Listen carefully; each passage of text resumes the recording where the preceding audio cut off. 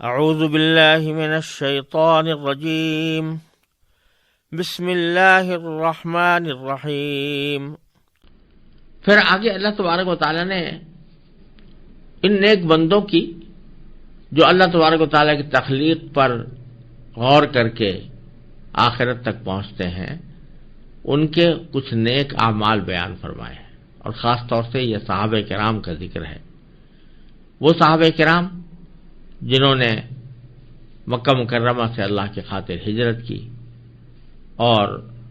پھر اس کے بعد مدینہ منورہ کے اندر آنے کے بعد بھی اللہ تبارک و تعالیٰ کے دین کی نصرت کے لیے اپنی جد و جہد جاری رکھی، تو ذکر ہے ان کا۔ فرمایا فالذین ہاجروا، لہذا جن لوگوں نے ہجرت کی۔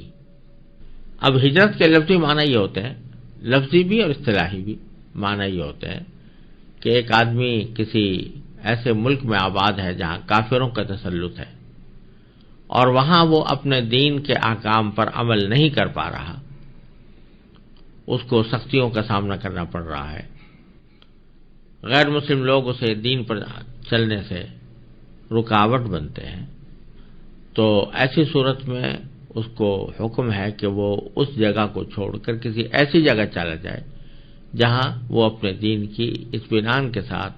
پیروی کر سکے۔ اور یہی وجہ ہے کہ جب مکہ مکرمہ میں قریش کے لوگوں نے اسلام لانے والوں پر زمین تنگ کی اور ان کے ساتھ ظلم و ستم کا معاملہ کیا، تو بہت سے صحابہ کرام نے شروع میں حبشہ کی طرف ہجرت کی، کیونکہ وہاں کے بادشاہ ان کے دین سے متعلق کوئی ایسی بات نہیں کہتا تھا کہ وہ دین پر عمل کرنے کی وجہ سے ان پر ظلم کرے۔ اور بعد میں پھر مدینہ منورہ کی جب فضا ہموار ہوئی تو اس وقت حضور اقدس صلی اللہ علیہ وسلم نے بھی خود ہجرت فرمائی اور صحابہ کرام نے بھی ہجرت فرمائی۔ تو یہ ہجرت جو ہے، یہ چونکہ ایک ایسا عمل ہے کہ اس میں انسان کو بہت مشقت اٹھانی پڑتی ہے، اپنے وطن کو چھوڑ کر کسی دوسرے وطن میں جا کر آباد ہونا، اپنے گھر والوں کو وہاں پر منتقل کرنا، وہاں پر اپنے لیے اثر نو کسی روزی کی تلاش کرنا، اثر نو وہاں پر اپنا کوئی ٹھکانہ بنانا، یہ بڑے مشکل کام ہے۔ لیکن جو اللہ کے لیے ایسا یہ مشکل کام انجام دیتا ہے تو اس کو اللہ تعالیٰ کی طرف سے اجر بہت ملتا ہے۔ تو یہاں پر انہی کا ذکر ہے فالذین ہاجروا۔ لیکن یہاں ایک بات اور بھی سمجھ لینا مناسب ہے کہ ہاجروا کے لفظی معنی ہوتے ہیں چھوڑنے کے، وہ لوگ جنہوں نے چھوڑا۔ اصطلاح میں اگرچہ کہا جاتا ہے وطن چھوڑنے کو، لیکن لفظی معنی کسی بھی چیز کے چھوڑنے کے ہوتا۔ اور اسی مناسبت سے حضور اقدس صلی اللہ علیہ وسلم کا ایک ارشاد حدیث میں مروی ہے کہ آپ نے فرمایا المہاجر من حجر عما نہا عنہ اللہ ورسولہ، یعنی حقیقت میں مہاجر وہ ہے کہ جو ہر اس چیز کو چھوڑ دے جس سے اللہ اور اس کے رسول سے روکتا ہو۔ تو یہ اس کو بھی ہجرت سے تعبیر فرمایا گیا ہے کہ آدمی کو فرض کرو خدا نخواستہ عادت پڑی ہوئی ہے کسی گناہ کی، لیکن اللہ تبارک و تعالیٰ کی عظمت کی وجہ سے، اللہ تعالیٰ کے حکم کی تعمیل میں انسان اس عادت کو چھوڑ دیتا ہے، تو یہ بھی ہجرت کا کے صحیح مفہوم میں یہ بھی داخل ہے۔ اور جو فضیلتیں ہجرت کی بیان کی گئی ہیں انشاءاللہ وہ ان پر بھی حاصل ہوں گی۔ لیکن یہاں پر خاص طور پر ذکر ہے ان صحابہ کرام کا جنہوں نے ہجرت کی تھی مکہ مکرمہ سے۔ فالذین ہاجروا، وہ لوگ جنہوں نے ہجرت کی، وَأُخْرِجُوا مِن دِيَارِهِمْ، اور جنہیں ان کے گھروں سے نکالا گیا۔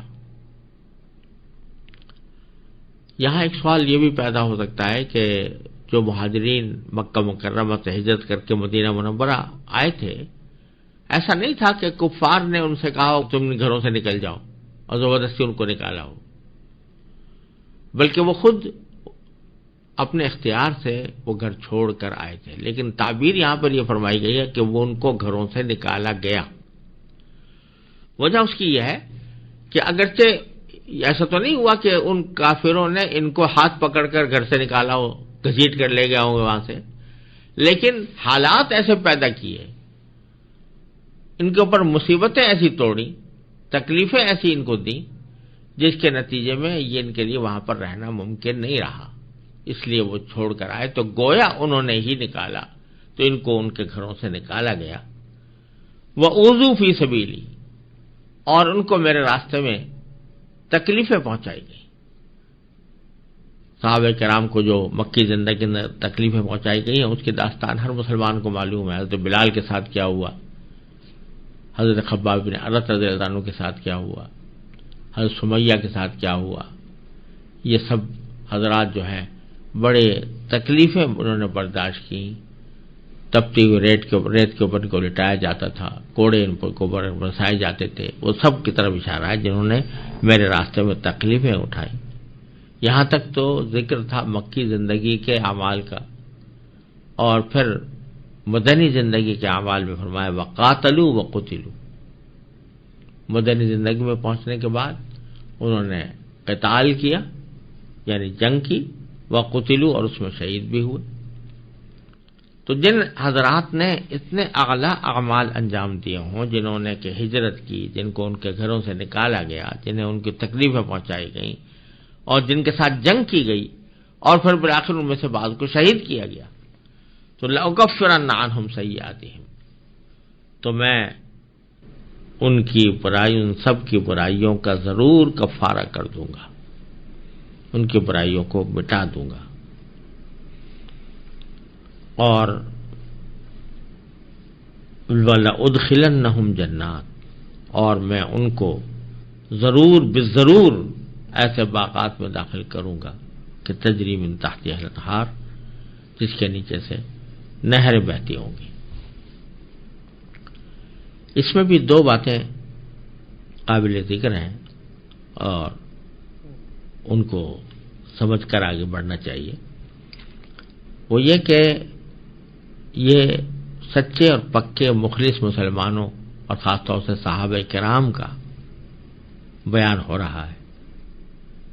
اور ان کے وہ اوصاف بیان فرمائے جا رہے ہیں جو انہوں نے کائنات کے حقائق پر غور کرنے کے بعد، آخرت کی فکر رکھنے کے بعد جن اعمال کو اختیار کیا، اور جن کو اللہ تعالی نے قبول کر کے ان کو جنت میں داخل کرنے کا وعدہ فرمایا۔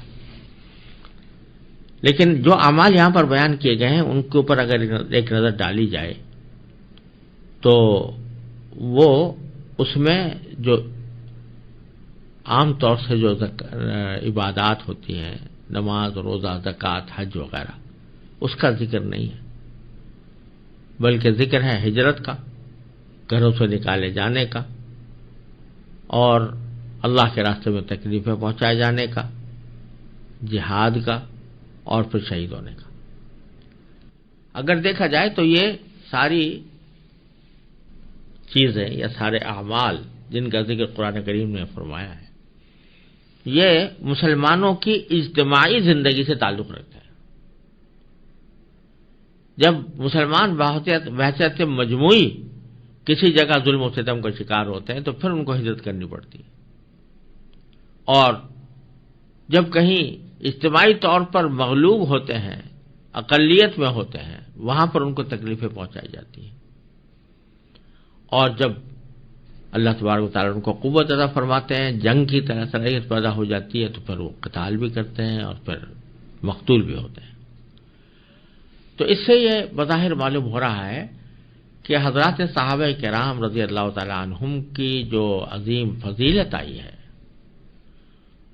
وہ صرف ان کی انفرادی عبادتوں کی بنیاد پر نہیں ہے، بلکہ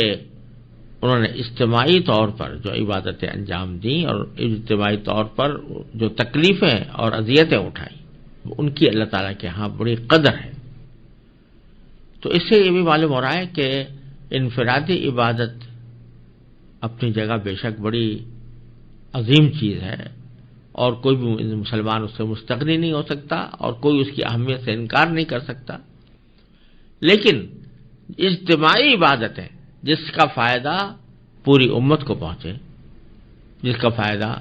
ویسے تو مجموعی مسلمانوں کے عظیم گروہ کو پہنچے، وہ ایسی ہیں کہ زیادہ قابل تعریف بھی ہیں اور اللہ تعالیٰ کے ہاں ان کا اجر و ثواب بھی زیادہ ہے۔